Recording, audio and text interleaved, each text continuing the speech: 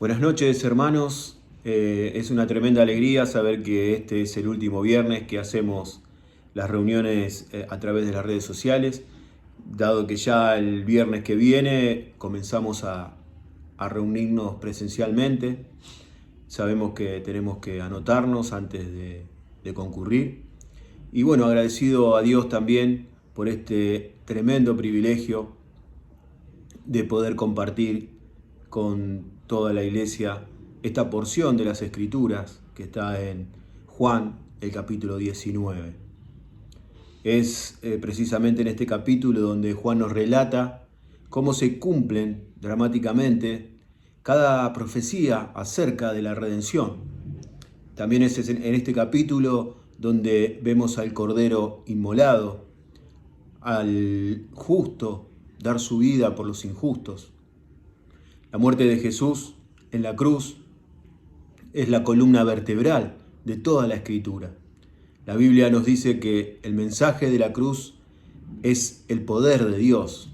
La palabra poder en este caso deriva de la palabra dinamita. Y precisamente es con este poder y esta dinamita de la cruz que Jesús derrota al enemigo de nuestra vida, al enemigo de tu vida, de mi vida. Este capítulo de Juan 19 comienza con Jesús frente a Pilatos, a la autoridad política de ese momento en la historia. Pero como nosotros sabemos, Jesús está por sobre toda autoridad. No solo autoridad política, como se lo deja bien en claro en el verso 11, cuando le dice que ninguna autoridad tendrías contra mí, le dice Jesús, si no te fuese dada de arriba. Jesús está sobre toda autoridad política, militar, religiosa. Él es el Rey de Reyes y el Señor de Señores.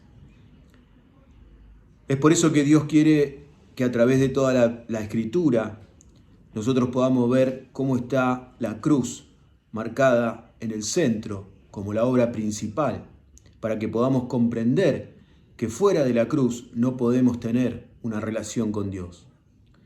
No solo lo marca en este capítulo de Juan, en el capítulo 19, o en el final de cada evangelio.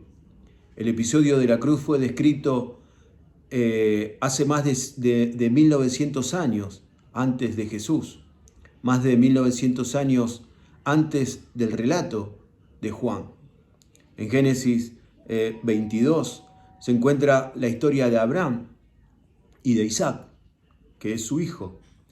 Todos conocemos bien la historia. Dios le pide a Abraham que sacrifique a su hijo Isaac. Y esta criatura, Isaac, era el hijo de la promesa.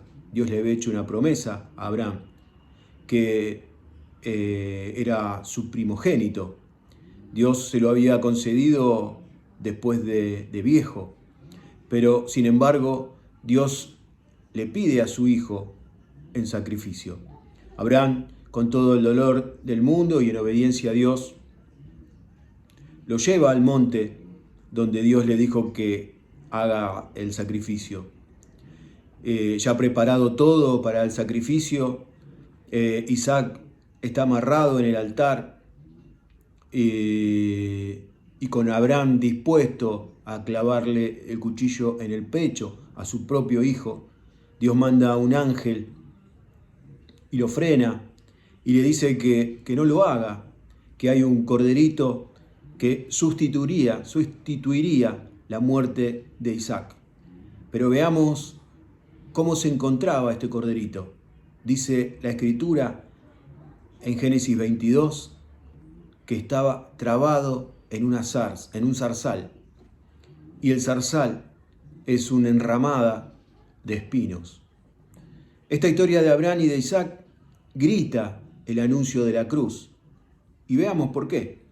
Dios prepara desde siempre la obra de la cruz. Entonces podemos notar que no es una casualidad que ese corderito esté entre espinas.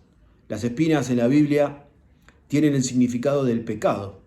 En Génesis 3, que es ahí donde entra el pecado en la humanidad, en el verso 18, dice que crecerán cardos y espinas. O sea que en el huerto del Edén no existían las espinas, pero aparecen justamente después que el hombre peca contra Dios.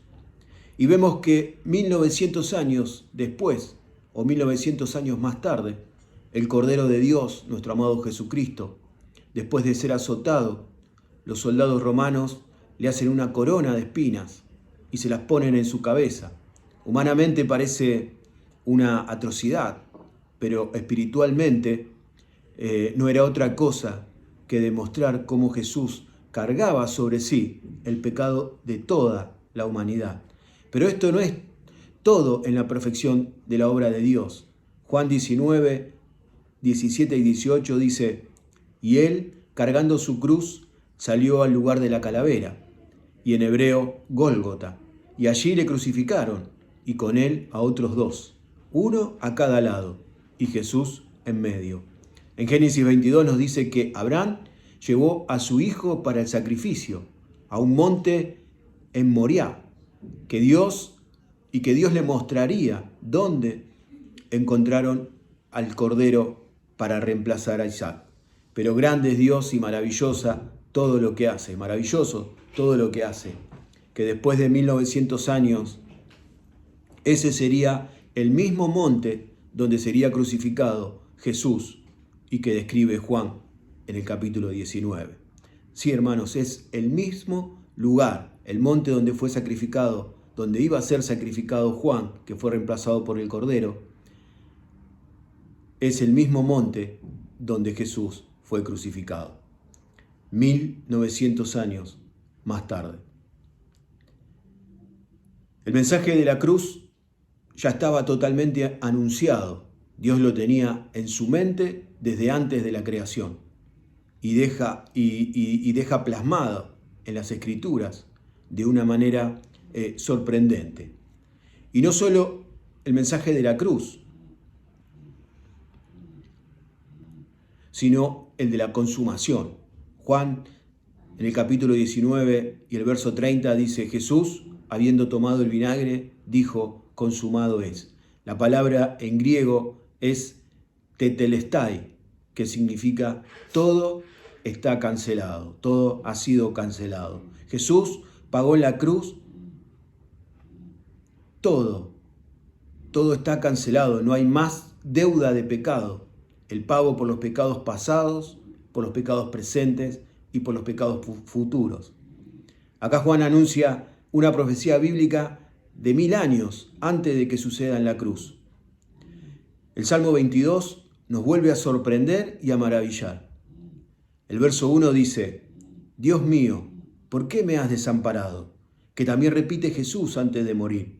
Pero el verso 31 del Salmo 22 nos sorprende aún más. Dice: vendrán y anunciarán su justicia a pueblo no nacido aún, anunciarán que Él lo hizo. Y que Él lo hizo, en el hebreo original, significa consumado es. Esto, hermanos, nos tiene que emocionar en nuestro corazón. Ya está todo hecho. Solo tenemos que venir a Jesús y rendirle nuestra vida por completo. No hay más sacrificio, no hay más holocaustos, no hay más religiosidad.